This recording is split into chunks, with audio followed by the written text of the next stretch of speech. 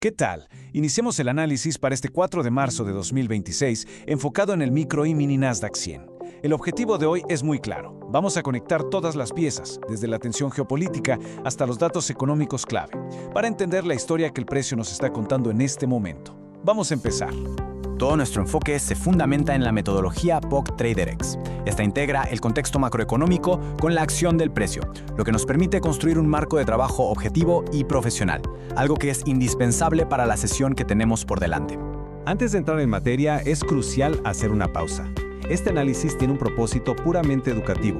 Hay que recordar siempre que operar en los mercados financieros conlleva un riesgo significativo, y cada decisión recae únicamente en la responsabilidad individual. Nuestra misión aquí es entregar herramientas para forjar un criterio propio y sobre todo disciplinado. Bien, esta es la hoja de ruta para hoy. Primero, veremos el panorama general, las fuerzas que están moviendo el mercado. Luego, vamos a hacer zoom directamente en la gráfica del MNQ para localizar las zonas de control críticas. Con esa información, construiremos dos hipótesis operativas, una alcista y otra bajista. Y por supuesto, cerraremos con lo más importante, la gestión de riesgo. Empecemos, pues, con la primera pieza del rompecabezas, el contexto. Antes de siquiera trazar una línea en el gráfico, es fundamental entender el entorno. Las noticias y los datos económicos son literalmente el viento que empuja las velas del mercado. Sin esto, la acción del precio es simplemente ruido. El mercado continúa operando bajo la sombra del conflicto entre Estados Unidos e Irán. Y aunque la tensión no ha desaparecido, sí que estamos viendo una calma relativa. De hecho, la intervención de la Casa Blanca para asegurar el tránsito de petroleros ha hecho que el precio del crudo baje un poco. Y eso, sin duda, alivia momentáneamente la presión sobre los índices. Ahora, pasando al calendario económico, el dato más relevante del día ya salió, el empleo ADP. Y ojo, porque salió mejor de lo esperado. ¿Esto qué significa? Pues que un mercado laboral fuerte le da menos argumentos a la Reserva Federal para considerar una baja en las tasas de interés, un factor que impacta directamente en el apetito por activos de riesgo como el Nasdaq. Hay que mantener la atención en los datos que faltan, sobre todo en el libro beige de la Fed por la tarde. Perfecto, ya tenemos el contexto. Ahora vamos a aterrizar toda esa información. Veamos cómo esta narrativa geopolítica y económica se está traduciendo vela por vela en el gráfico del MNQ. Si observamos el gráfico de 5 minutos, vemos el precio moviéndose alrededor de los 24.885. Lo más notable es este rebote desde los mínimos, que parece estar intentando cerrar el gap o hueco bajista que se formó por las noticias del conflicto. El hecho de que el precio intente rellenar ese espacio es en sí mismo una señal importante de recuperación. Si dividimos la acción reciente, la historia se cuenta sola.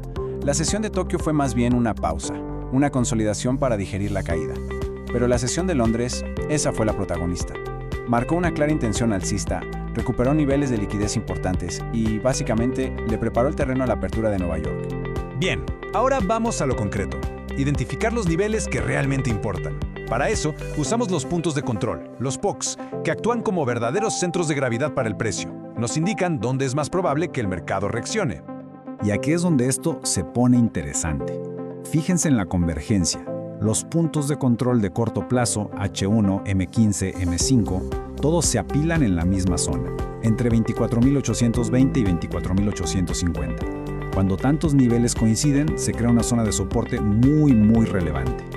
Por arriba, las barreras son claras, la resistencia diaria en 24.940 y, un poco más allá, la semanal en 25.076. Con el contexto y los niveles ya definidos, ahora sí podemos empezar a construir nuestros planes de acción. La primera hipótesis, la alcista, se basa en la continuación lógica del impulso que ya vimos en la sesión de Londres. Entonces, la narrativa alcista se apoya en que la calma geopolítica se mantenga. El gatillo o activador sería un retroceso a nuestra zona de soporte clave, cerca de 24.835, donde buscaríamos una confirmación de la demanda. Si eso sucede, el primer objetivo natural es la resistencia diaria en 24.940 y el segundo, ese gran nivel psicológico de los 25.000. El riesgo, muy bien definido, con un stop por debajo de 24.780. Pero un operador profesional jamás se casa con una sola idea. Es absolutamente crucial tener un plan para el escenario contrario. Así que analicemos la hipótesis bajista, para estar preparados si el mercado decide girar. En este caso, la narrativa cambia por completo. Un dato económico más fuerte de lo previsto o una noticia geopolítica negativa podrían generar un rechazo justo en la resistencia de 24.940. El activador aquí sería un falso rompimiento, una trampa clásica. El precio supera el nivel, pero solo para caer de nuevo con fuerza. Si eso pasa, los objetivos estarían en el soporte de 24.820 y luego el mínimo asiático. El stop, lógicamente, por encima de esa trampa de mercado.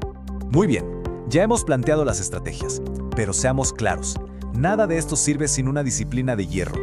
Esta última sección es, sin exagerar, la más importante para la supervivencia y el éxito a largo plazo. Hablemos del control de riesgo. Hay que prestar muchísima atención a las advertencias para hoy.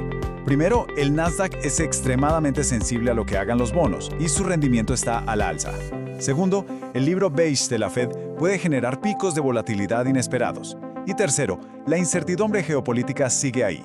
La recomendación, máxima cautela. Eso se traduce en reducir el tamaño de las posiciones y buscar operaciones de corta duración. Para cerrar, una última reflexión.